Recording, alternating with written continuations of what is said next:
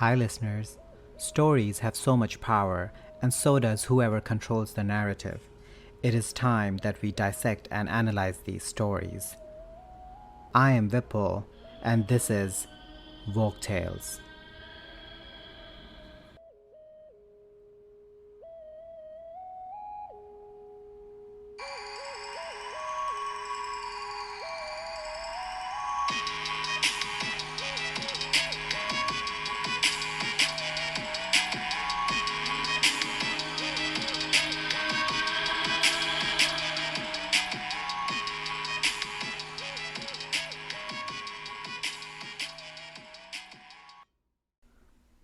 Hi, everyone.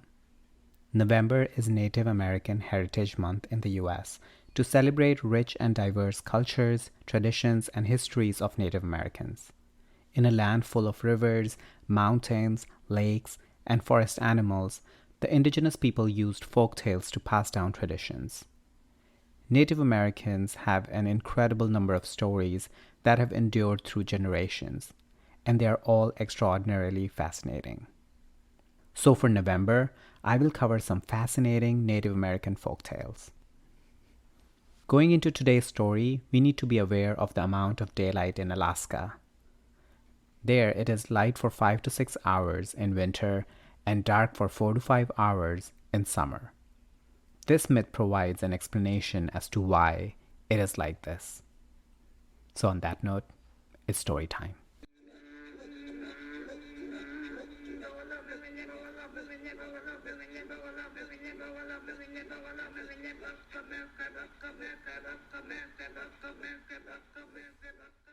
This story is a myth that comes from Inuit people, who live and still live in the very northmost part of Northern America.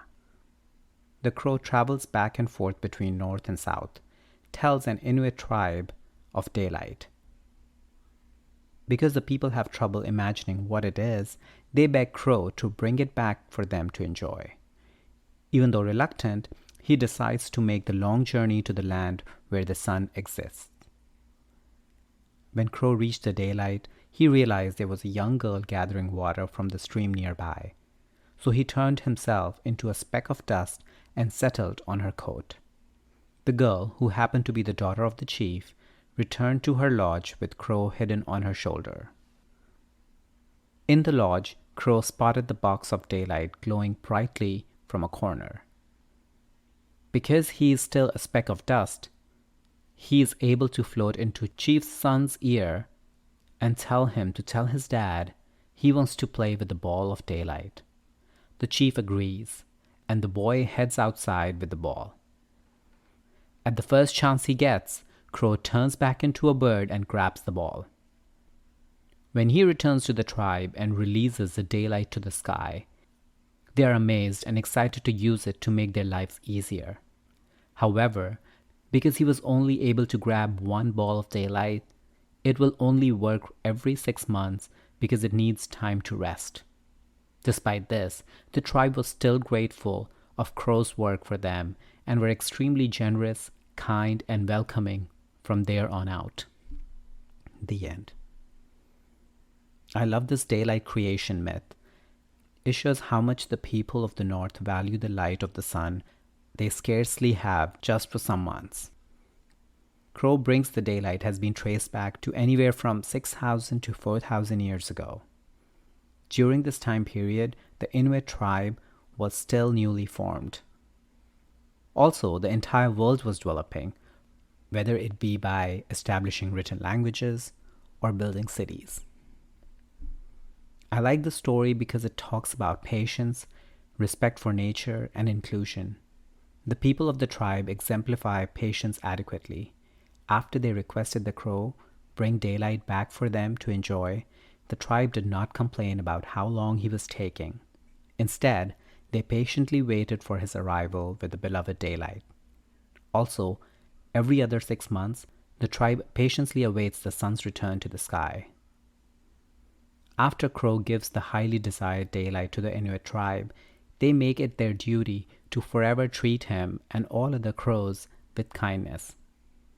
Because he performed a great deed for the tribe, Crow, along with his descendants, will always be treated with respect from the Inuit people.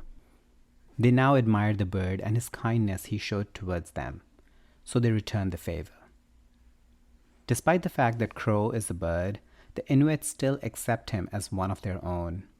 They treat him like a member of their family, a friend, and a neighbor. No matter how the course of the history carries out, Crow will always be included as one of the Inuits. On that note, bye for now.